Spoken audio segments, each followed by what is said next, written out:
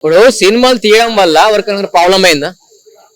అంటే చేసే రాజకీయంలో అతను చెప్పాడు, కానీ అతను సొంతంగా డబ్బులు తీసుకొని సినిమాలు చేయడం వల్ల ఏదో ప్రజాసేవ కోసం చేస్తున్నాడు, అంతేగాని తను సొంతంగా సంపాదించుకొని ఫేమస్ కావాలి.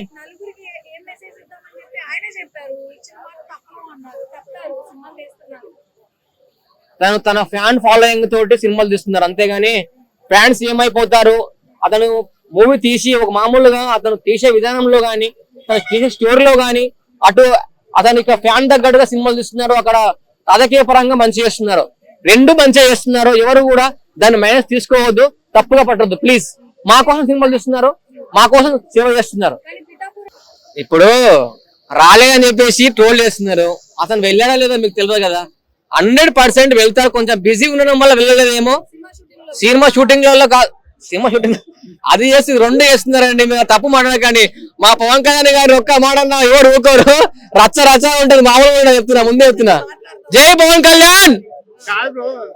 మీరేమో సీఎం పిఎం అని మీరు అంటున్నారు, కూటమి ప్రభుత్వంతో ఇంకో 15 సంవత్సరాలు నేను కలిసి పనిచేస్తాను కూటమి ప్రభుత్వం కింద అని చెప్పేసి పవన్ కళ్యాణ్ అన్నారు.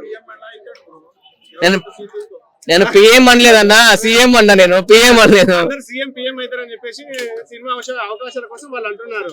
అయితే ఈయన మాత్రం నేను ఇంకా 15 సంవత్సరాలు కూటమి ప్రభుత్వంతో పనిచేస్తాను అని చెప్పేసి ఆయన అంటున్నారు. దాని గురించి మీరేమంటారు? ఒక మాట అన్న, ఒకప్పుడు లాస్ట్ ఎలక్షన్లలో మన పవన్ కళ్యాణ్ గారు ఎమ్మెల్యే గెలవలేదండి.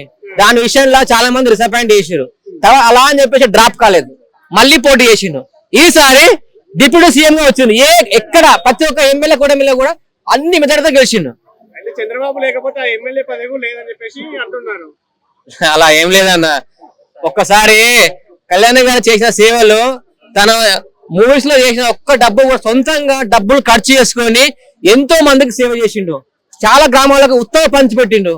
అతను ఒక్క రూపాయి ఒక సొంతంగా వాడుకోలేదు. ఇది మీకు తెలీదా? అదే కేవలం ఏం చేసిందో తెలీదా మీకు?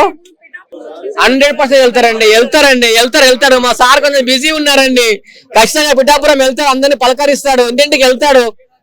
ఎందుకు సార్ కొంచెం చెప్పింది మీకు అర్థం కాలేదు. ఏంటంటే మన పవన్ కళ్యాణ్ గారికి ఉన్న ఫాలోయింగ్ అలాంటిదండి. సీఎం అయినా కూడా మీరు ఆశ్చర్యపోవడం అవసరం లేదు. ఫస్ట్ ఆఫ్ ఆల్ ఎందుకంటే ఇద్దరు కలిసి చేసుకున్నా చేస్తారండి. కానీ జనసేన పార్టీ ఒకప్పుడు అడుగంటిపోయిన పార్టీ మొన్న ఎలక్షన్లలో మెజారిటీతో గెలిచిందండి. 21 సీట్లు మెజారిటీతో గెలిచిందండి.